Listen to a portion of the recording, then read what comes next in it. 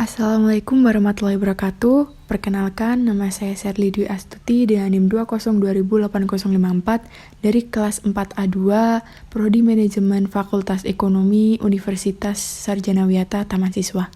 Di sini saya sudah bersama Bapak Adit selaku pegawai Bank Indonesia, bagian unit pengelolaan uang rupiah. Di sini saya akan mewawancarai Bapak Adit seputar Bank Indonesia. Baik Pak Adit, apa peran Bank Indonesia itu sendiri? Peran Bank Indonesia dalam kapasitasnya sebagai Bank Sentral, Bank Indonesia mempunyai tujuan tunggal, yaitu untuk mencapai dan memelihara kestabilan nilai rupiah. Kestabilan nilai rupiah ini mengandung dua aspek, yaitu kestabilan nilai mata uang terhadap barang dan jasa, serta kestabilan terhadap mata uang negara lain. Aspek pertama tercermin pada perkembangan laju inflasi, sementara aspek kedua tercermin pada perkembangan nilai tukar rupiah terhadap mata uang negara lain. Untuk mencapai tujuan tersebut, Bank Indonesia didukung oleh 3 pilar yang merupakan 3 bidang tugasnya. Yang pertama yaitu menetapkan dan melaksanakan kebijakan moneter. Yang kedua mengatur dan menjaga kelancaran sistem pembayaran. Dan yang ketiga yaitu stabilitas sistem keuangan. Baik, terima kasih Pak Adit. Kemudian upaya apa yang dilakukan Bank Indonesia untuk recovery perekonomian Indonesia ini? Baik, untuk upaya-upaya Bank Indonesia dalam mendukung pemulihan ekonomi nasional, yaitu melalui stimulus kebijakan moneter yang ditempuh melalui suku bunga yang akan tetap rendah, nilai tukar rupiah tetap dijaga. Bank Indonesia juga akan terus mengarahkan seluruh instrumen kebijakan untuk mendukung pemulihan ekonomi nasional yang terkoordinasi erat dengan pemerintah dan Komite Stabilitas Sistem Keuangan, dengan tetap menjaga stabilitas makroekonomi dan sistem keuangan. Baik, terima kasih. Lalu, apa pengalaman Bapak selama bekerja di Bank Indonesia? Baik, Mbak, untuk pengalaman apa ya kira-kira? Sebelumnya kan saya belum pernah kerja di bank ya, jadi belum tahu bank itu seperti apa, apalagi ini Bank Indonesia gitu kan. Nah, karena saya di unit pengelolaan uang rupiah, saya jadi tahu proses uang itu dari awal, dari BI itu merencanakan, kemudian dicetak uang itu, kemudian dikeluarkan, terus BI itu melakukan pengedaran uang ke seluruh masyarakat hingga uang itu dicabut atau ditarik dan sampai ke BI untuk dimusnahkan. Nah, itu mungkin pengalaman saya. Untuk di pengalaman yang lain, mungkin karena saya di bagian pengelolaan uang rupiah yang tugasnya itu untuk menjamin ketersediaan uang rupiah yang layak edar dengan denominasi yang sesuai dan tepat waktu sesuai kebutuhan masyarakat.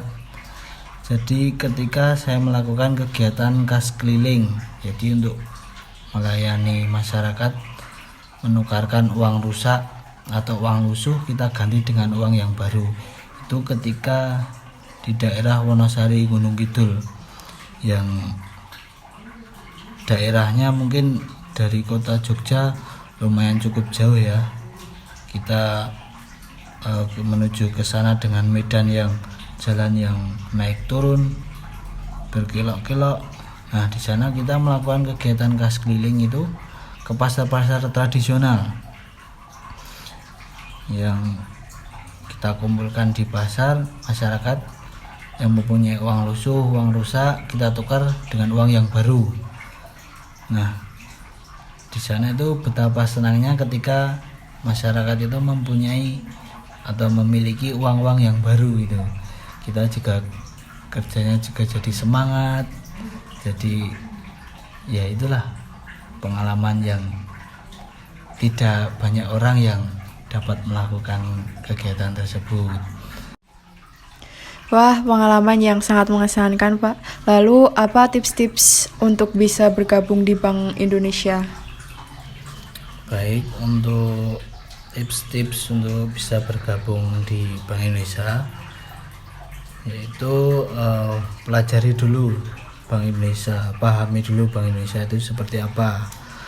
Kemudian persiapkan mental fisik yang sehat dengan percaya diri dan jangan grogi. Kemudian pelajari isu-isu ekonomi terkini yang sedang hits itu apa. Dan terakhir yaitu berusaha dan berdoa. Itu aja Mbak mungkin tips-tipsnya. Baik, terima kasih atas jawabannya, Pak. Saya ucapkan banyak terima kasih kepada Bapak Adit yang sudah meluangkan waktunya untuk saya wawancarai. Ya, terima kasih juga Mbak, sama-sama.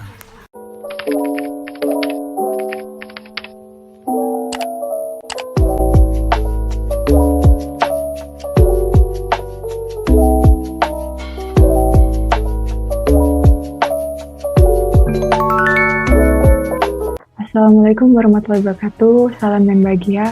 Saya Sherly Dwi Astuti dengan NIM 2020854 dari kelas 4A2 Manajemen. Di sini saya akan menyampaikan profil lembaga keuangan yang saya pilih dan alasan mengapa saya memilih lembaga keuangan tersebut. Jadi saya memilih untuk melakukan wawancara di Bank Sentral yaitu Bank Indonesia. Kemudian saya akan membacakan profil Bank Indonesia. Bank Indonesia adalah bank yang dapat dikatakan menjadi pusat perputaran uang di Indonesia. Bank Indonesia yang saya pilih untuk melakukan wawancara adalah Bank Indonesia Cabang Yogyakarta. Bank Indonesia Cabang Yogyakarta ini terletak di Jalan Panembahan Senopati nomor 4-6, Prawiro Dirjan, Kecamatan Gondomanan, Kota Yogyakarta, Daerah Istimewa Yogyakarta. Bangunan Bank Indonesia ini menghadap ke utara dan berada di selatan Jalan Panembahan Senopati. Bangunan terdiri atas 2 tingkat dan 1 basement. Arsitektur yang tampak pada bangunan Bank Indonesia ini menunjukkan ciri arsitektur Eropa.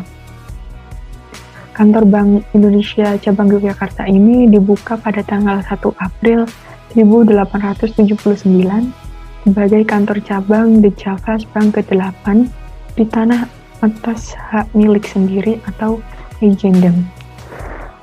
Pendiriannya terutama untuk mengakomodasi usulan perusahaan yang memiliki kepentingan bisnis di daerah ini, yakni firma Dorepal & Co. Semarang.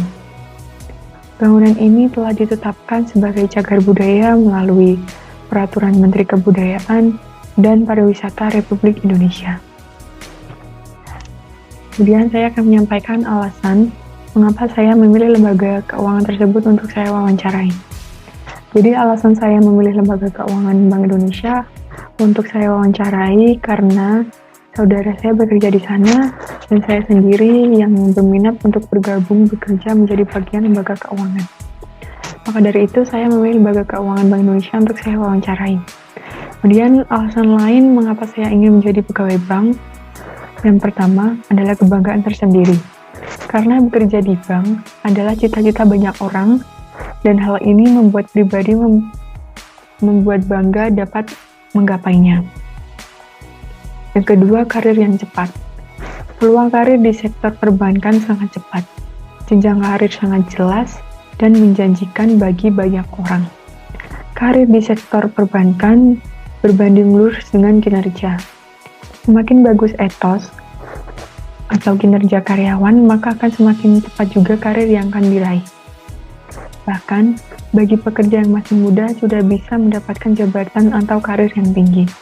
Kemudian alasan terakhir adalah gaji yang besar. Gaji karyawan di sektor perbankan lebih besar dari gaji karyawan di sektor-sektor lain. Inilah yang menjadi alasan utama bagi setiap pekerja yang ingin bekerja di sektor perbankan. Hal inilah yang dapat membuat para lulusan baru atau fresh graduate yang sedang mencari pekerjaan untuk bekerja di sektor perbankan. Tetapi yang harus diingat, semakin tinggi gaji, maka tekanan juga akan semakin tinggi. Baik, sekian yang dapat saya sampaikan. Wassalamualaikum warahmatullahi wabarakatuh. Salam.